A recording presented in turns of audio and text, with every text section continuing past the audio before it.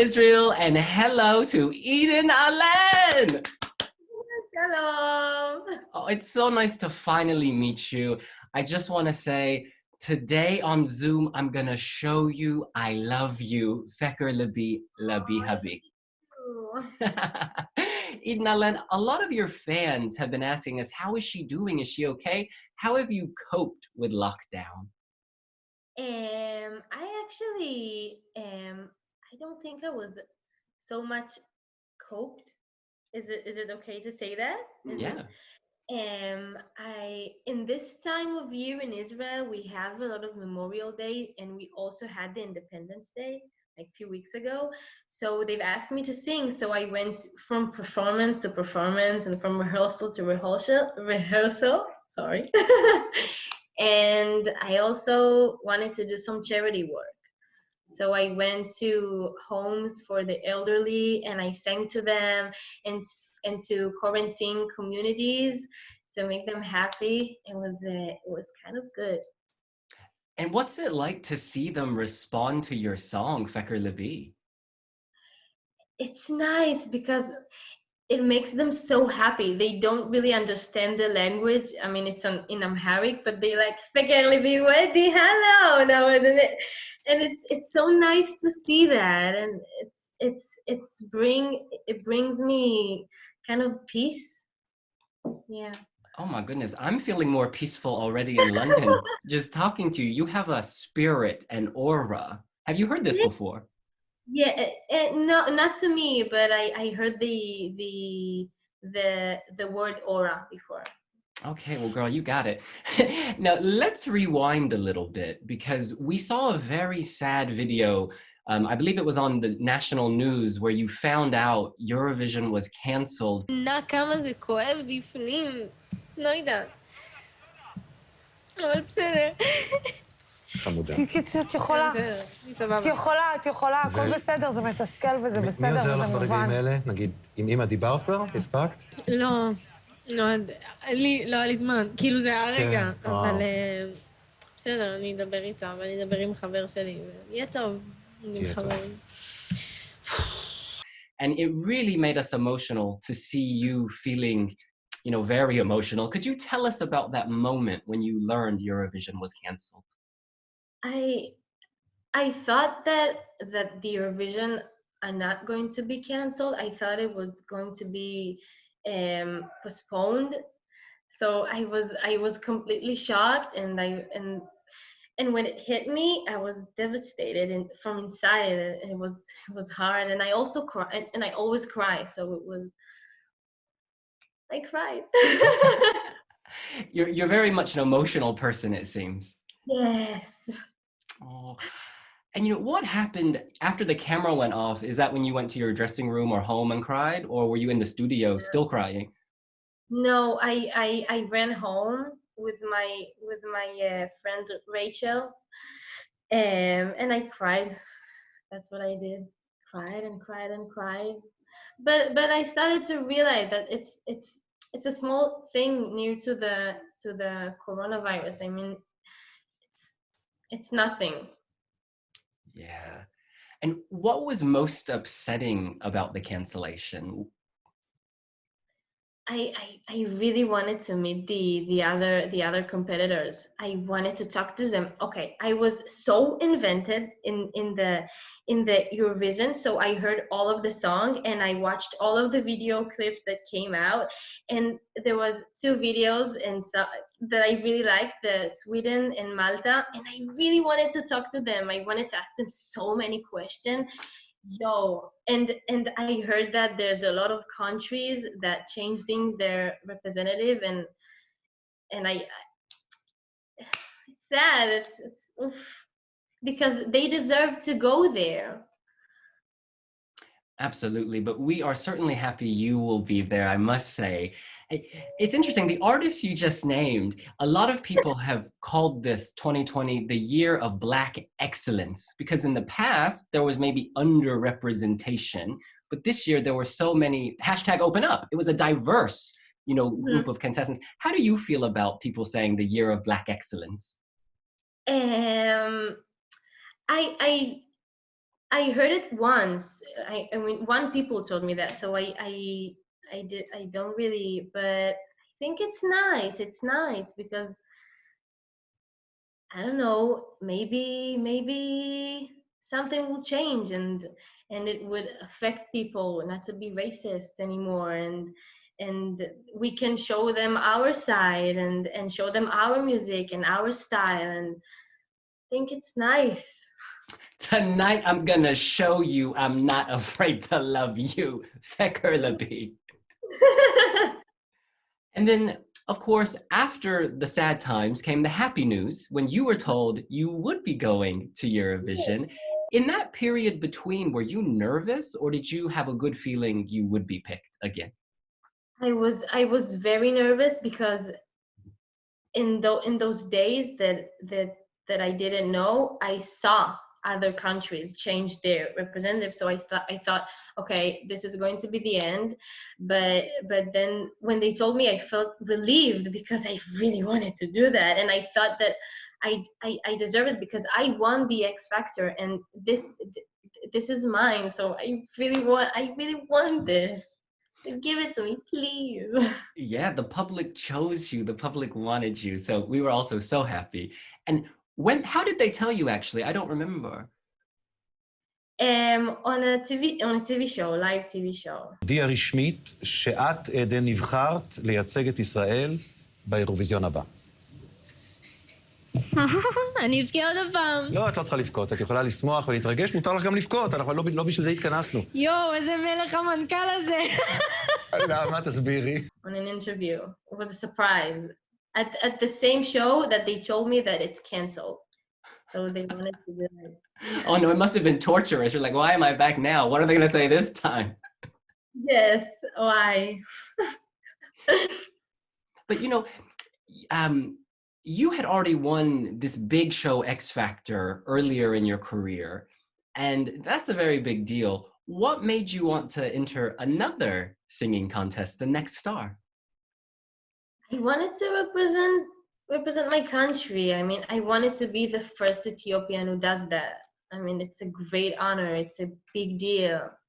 And I knew I can handle that. So I wanted that. I'm going to achieve that. Yes, you did. Yes, you did. Yay! On the Ethiopian point, I find this so fascinating because I was reading about the history of, why did so many Ethiopians come to Israel? Could you maybe explain to people who don't know the connection? There's a lot of Jewish Ethiopian people. They're Jewish in Ethiopia, so they wanted to do an aliyah to come to Israel, their country, their roots country. So that's I think this is the mainly idea of the aliyah. Ah, okay. And your family, I guess the Ethiopian Israeli community, what was it like for them when you won the Next Star? They were so excited. It was like they won it with me. We won it together. And my aunt, she loves social media, and she every single day from the winning till even these days, she sends me pictures of Ethiopian groups on Facebook and on Instagram that, oh my God, it's amazing. Oh my God, we love her. So I think that I have the support of my Ethiopian community. Oh, nice. It's like you get to represent two countries or two groups in a way. One country with a lot of cultures. Oh, Feker Libi, taste the rainbow. Amen. Yes. But that experience on X Factor, how is the Next Star different, I guess? Did the Next Star seem easy to you? No. Wait, what? Okay. It was different, but okay. So when I first got to the Kochab Haba, the Next Star, I thought I'm gonna win this because I already won and I know I'm good. That's what I thought. And when I met the other competitors, I was shocked. They were so good and they were interesting.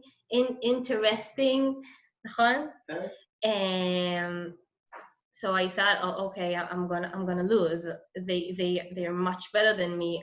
I need to fight till the end. So that's what I did. Yeah, it was hard. It was very hard. I think it was the hardest year that that this show has known, I think. Yeah, it was deep. In the final, I was like, who was going to win? I did not know. But actually, when I rewatched it, it was clear. Eden Alene's going to win. Listen, your song Feker Libi, it's so interesting. You can't really define it because it has so many things, so many sounds and colors. How would you describe Feker Libi? I think it represents the beautiful thing in Israel, which is the mixture of the cultures and the equality here and the respect we have toward each other, and with the song is written with four languages, so it's that, and it's amazing. And I mean, Israel, it's a very small country with so many cultures and people with different backgrounds, and it's amazing. And I don't think you can see it in other countries, and we're so small, we have a lot. Oh yes, those 2 weeks at Eurovision last year were just amazing. I was eating hummus, falafel, shawarma. Did I have a matzo ball? I can't remember. I just know I was living it. It was amazing. Did you eat What is that? injera? Oh, the Ethiopian bread. Yeah. So actually, there's an Ethiopian restaurant up the street. So I'm always having Ethiopian. Opa! I like you, Opa! Oh my goodness, girl, we have a connection. 2021, we're gonna have some injera together. Yes. Oh my God. Maybe at Israel Calling. Yay! Oh yes, this song, because it is so unique, the structure, it's not like a typical pop song.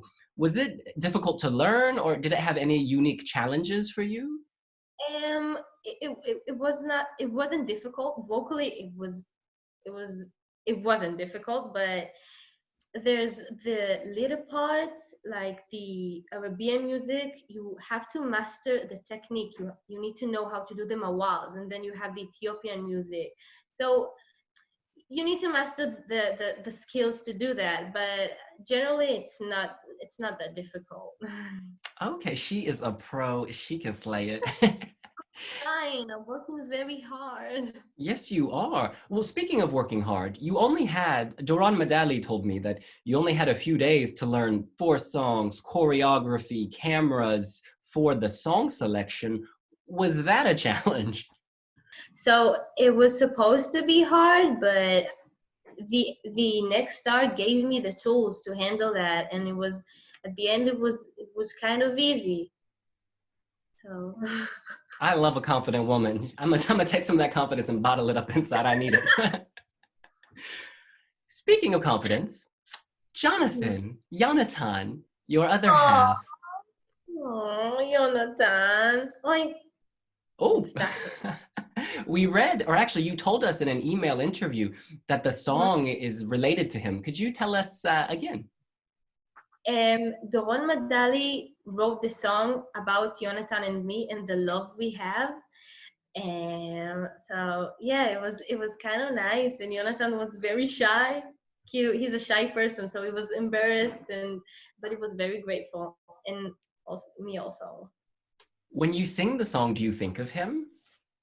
I think of him. I think of Israel. I think of the choreography. I think of the song. I think of so many stuff.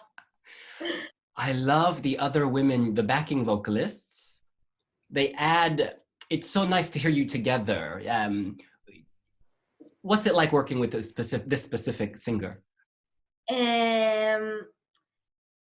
When we didn't have that much time to rehearse and work together, so I actually didn't really work with them. I just recorded the song, and when we performed on the stage, I sang it, but I didn't have the opportunity to work with them.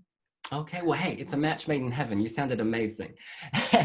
And next year, for 2021, would you like to go through a process of the public choosing from 4 or 5 songs again?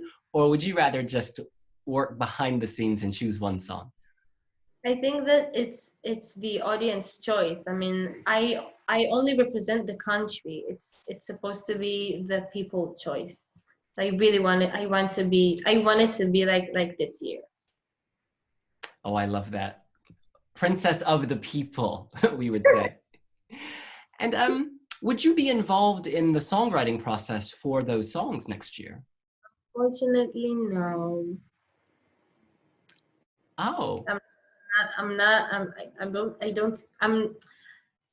It's people write songs and then they send it to the people who need to choose. So I'm not part of the. So I won't be. איך אומרים משוחדת? How do I say? Bribed. Bribed. So I won't be bribed. oh, I see, I see. It's a system of fairness then, I see. Gotcha. The people. And what about preference? Because we've heard you slay Beyonce ballads. We've heard you do upbeat with Roots, Feker Libi. What genre do you think works for you at Eurovision? I want these two genres that you just said. I want a mix between the great vocals and the big scream at the end, and I also want the upper song, the pop song, the cute girl, yay, yay. I want a mix between them. I want it both. Speaking of cute girl, image, visuals, can you tell us anything you had planned for the stage show in Rotterdam? We just started to work on it, and then the all of the coronavirus started. So we got quarantined. Yeah. And I must say, we are reading the news today, and Israel is doing much better now, is in a much better place. Israel was one of the first countries to introduce quarantine lockdown to fight coronavirus. But that meant you had to sort of cancel your trip to the Netherlands to film your postcard. At the time, was that quite upsetting? It was, but I think now I say thank you to my country because it's kind of saved me. I don't know, but yeah, I think yeah. You're still in quarantine? Yes, we're still in lockdown. We started late, which was unfortunate. So we've had a lot of deaths, a lot of cases, and I think we have a long way to go still. So yes, you should be grateful Israel locked down so early. It's crazy. It's just crazy. Oh, and we have to say thank you to you, Toda, because you filmed a video for the Wheelie Jam at Home concert, which is on Wednesday, May 13th. You're outside in a field. Where are you? At this morning, I went to an interview on TV, and then we found this lovely place with all of this grass and flowers. So we knew that we have to film it there. It's a beautiful video, and you are so happy in this video. Is that Jonathan on the guitar? No. Jonathan is blonde. He has blue eyes. He has a masculine body. Look at your face. This is not Yonatan. Well, there was beautiful musical chemistry, so thank you for that. It was Yonatan. It's a guitarist I work with. I love to work with him. What is your... Genius. You see what he did with the guitar at the end? I was, wow. It's a beautiful show. Hearing you talk, I just have to ask, where does this happiness come from? Well, what is your secret to happiness, Eden Alene? I don't know. I think Ethiopians are happy people. This is the joke that everyone tells in Israel, that Ethiopians are nice people and happy. But I don't know. I think I like to stay positive, mainly when I'm around a lot of people, so they won't feel down or sad. So Oh my goodness. See, this is why I feel better now too, just talking to you, this light. Toda, toda, toda. I'm assuming you watched Eurovision 2019 in Tel Aviv.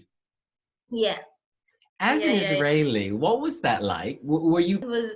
I was kind of shocked because when all of this thing happened, all of Tel Aviv was like, it was a catastrophe. Yeah, there was so many tourists and so many people, but seeing it on TV, it was.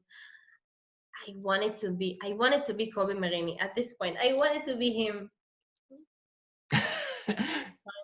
Wow. Oh, amen.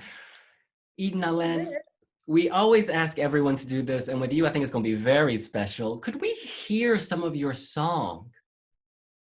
Okay. All of the song.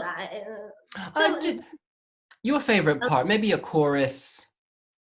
Okay.